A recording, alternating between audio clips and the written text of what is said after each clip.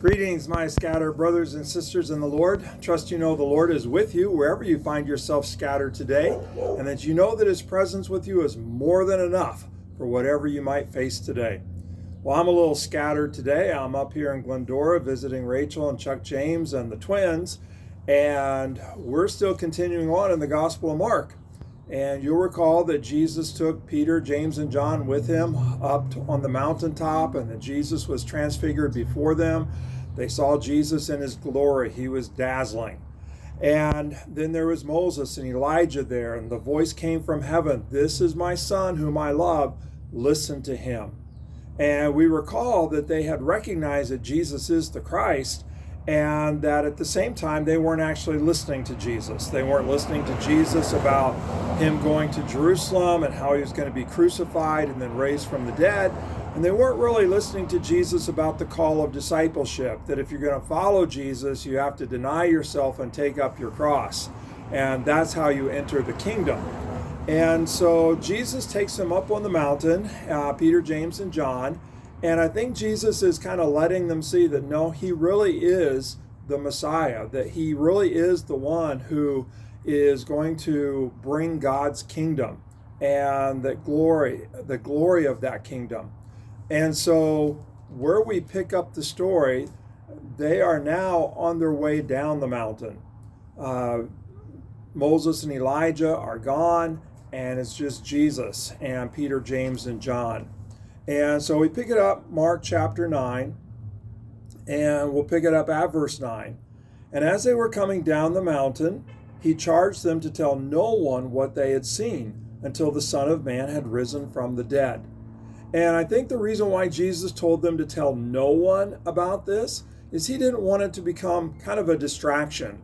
You know, like, when are you going to do it again? Jesus, we want to see you in all your glory.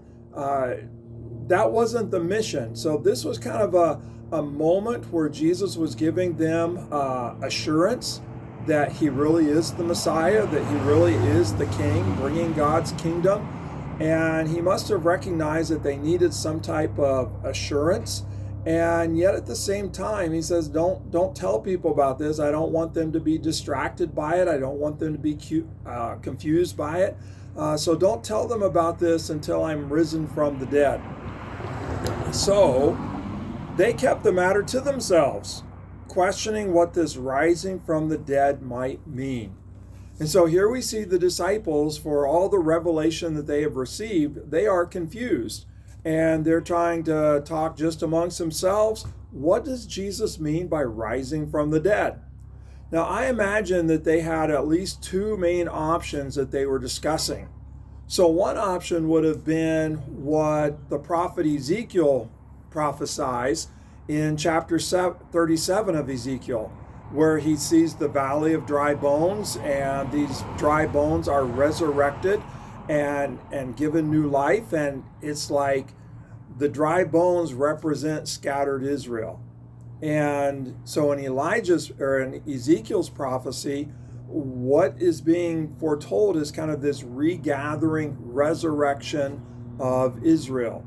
And that Israel will kind of be brought back to life, powerful, victorious people. And so maybe that's what they're talking about. Like, okay, how is Jesus going to bring Israel back, regather Israel, reestablish the throne of David, and Israel become this kind of vibrant, victorious people once again?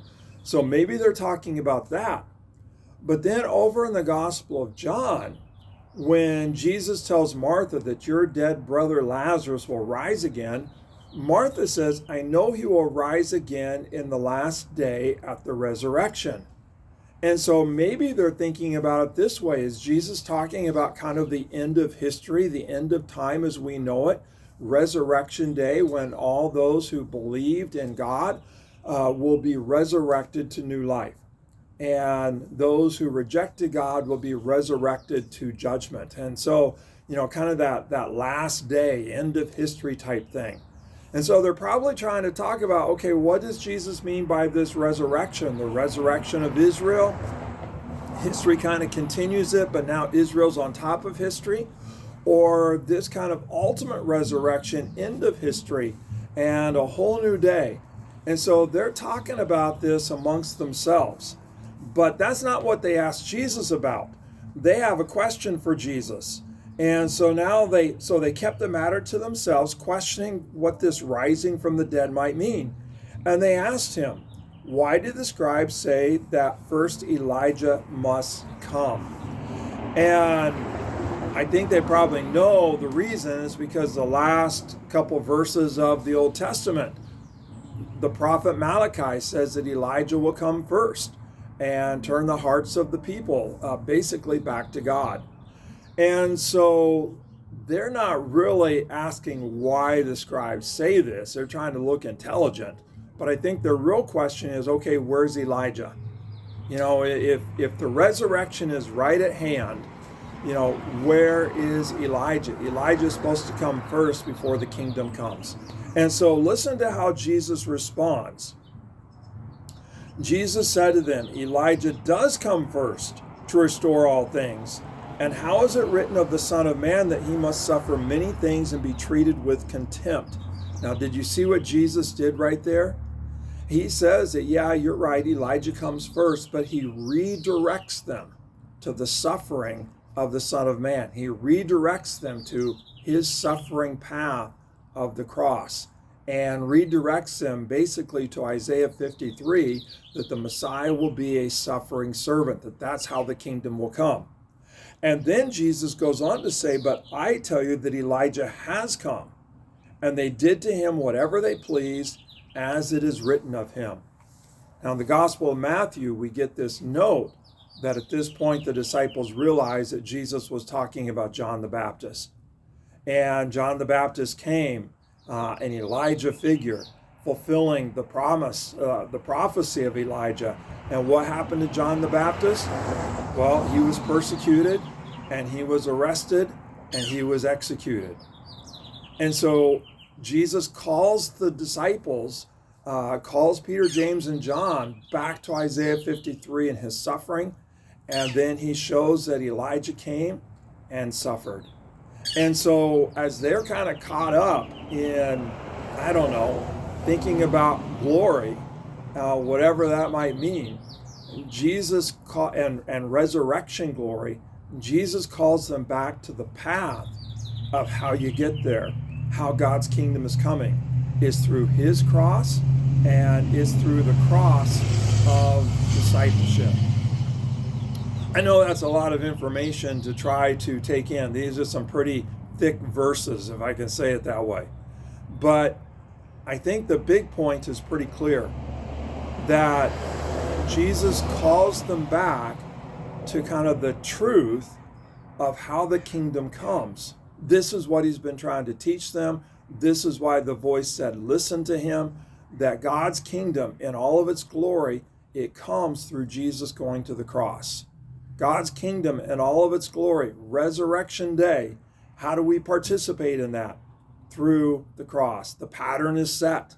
John the Baptist, Jesus, the cross, and that call to the cross of discipleship. And so wherever you find yourself scattered today, don't be distracted in terms of losing sight of the path to resurrection day. The path to God's kingdom coming is through the cross of Jesus, and is through denying ourselves and taking up our cross and following him. That's my prayer for you. That's my prayer for me, that we would practice that daily, that following Jesus, recognizing that that's the key to the kingdom coming. That's the key to our participation in the kingdom. So God bless. Have a great day. Keep taking up your cross. Keep denying yourself. Keep putting Jesus first and living surrendered to the King. Have a great day.